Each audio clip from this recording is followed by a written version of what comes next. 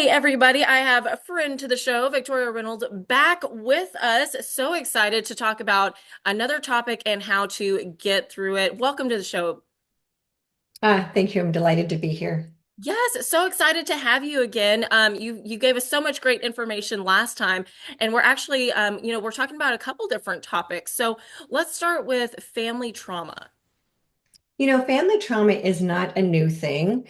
A lot of people are experiencing it right now with regard to politics because we are in a very interesting political season, but it's not anything new. Family trauma has been around as long as families have been around. More recently there was, interracial dating and then there was interfaith dating, but family trauma can also be, a parent that's an alcoholic or a teenager that's outrageous and not very kind to the rest of the family. So family trauma actually impacts the entire family, and every person in the family experiences it a little bit differently. So it's nothing new. The important thing is that families learn how to recognize it and how to work with it and how to heal it, because it is actually an opportunity for a bonding experience rather than a separating experience. So there are symptoms for family trauma. The first symptom is intrusive thoughts. This is when you might be at work, you're sitting at the office, you're trying to focus, and your mind is on this little hamster wheel of all the negative, fear-based things going on in your life, and more than likely what's going on at home. And that kind of gets you stuck in these negative feelings, these negative thoughts. The second symptom is feeling on edge or anxious, and you might not even know why. Maybe you could even be doing yoga and for some reason feeling all anxious. And it's because there's something else that's going on inside of you that's trying to get your attention. And the third symptom is not feeling safe with your family. Maybe you're at family dinner and you don't know if your uncle's going to just lose it and how the kids are going to experience it. So the kids might not even understand the conversation, but they're still impacted by the conversation. They can feel that there's something that's not right.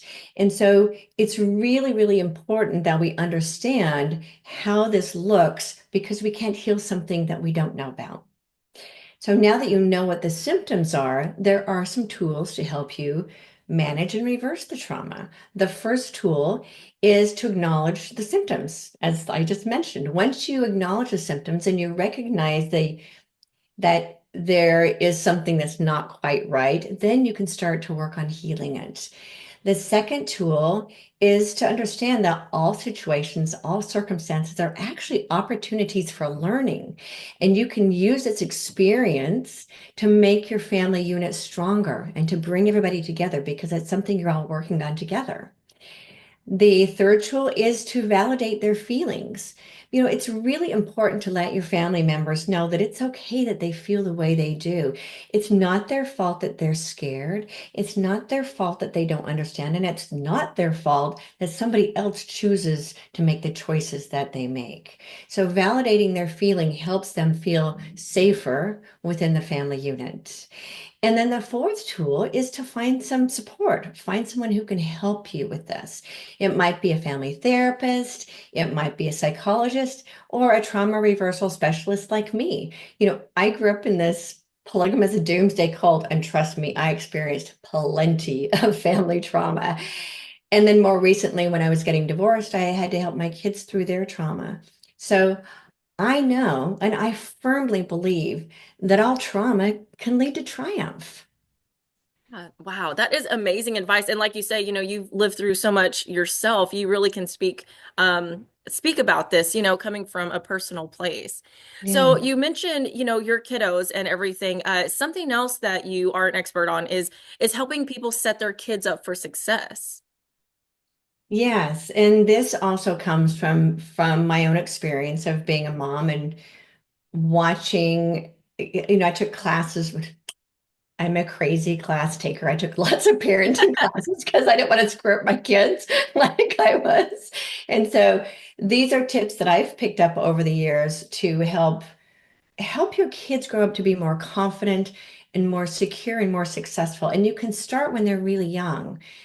The, you know, the first one is bullying, for example. Bullying has been around forever. As long as humans have been around, there have been people that have picked on other people. it's not to say that it's okay, which of course it's not. We're trying to move into a kinder, gentler world where people don't bully each other. Yet it does happen.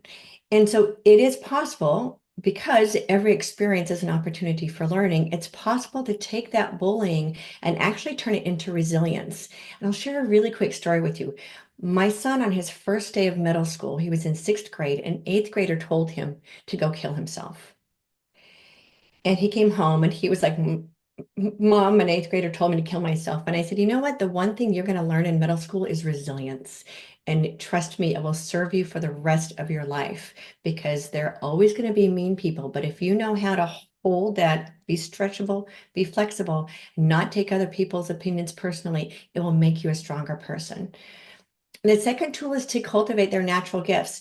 Every child is born with natural gifts. And I know the school system only measures, intelligence, IQ, but every child is born with their own genius. And as adults, we can actually recognize that genius even when they're really small.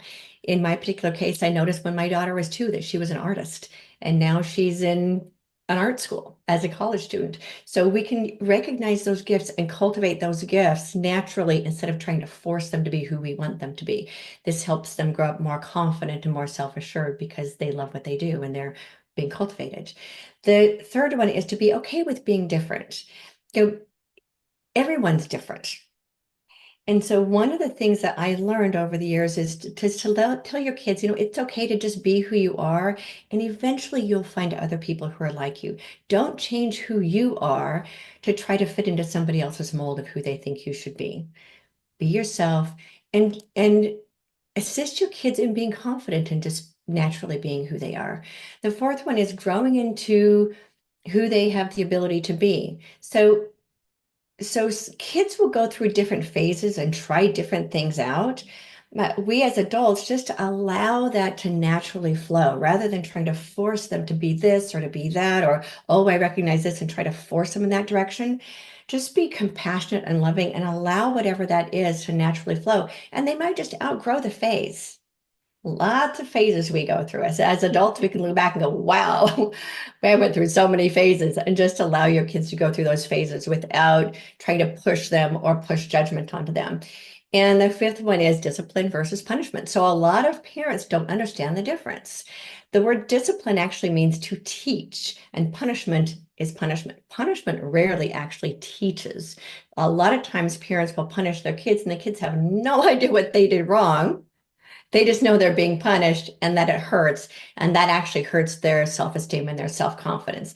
Discipline teaches. So the discipline, if it is a natural consequence to their actions, then they make the correlation between, oh, this was not a smart choice. The consequences are these natural consequences. So, for example, you have a child that hits or bites another kid, the natural consequence is you're not allowed to play with those kids anymore. Or you're taking an after school curriculum activity and you don't play nice with the other kids. You don't get to do that activity anymore. I don't care how much you love baseball. If you're mean to the other kids, you don't get to play baseball. That's a natural consequence. So it's really important for parents to be able to recognize the activity, the choice, because it's teaching children actions and consequences, that the natural consequences for the actions help them be better decision makers as they grow older. Wow, And this those are is my such five great. top tips. Yeah, I mean, it's amazing. I'm sure a lot of people will want to connect with you, and even purchase your book that you wrote. So how do people do that? The best way to reach me is on my website, victoriareynolds.com. I actually have 8 books. This is my most recent one. And just go to my website. There's a link there to Amazon, or you can just find them on Amazon. Perfect. Well, thank you so much for joining us today.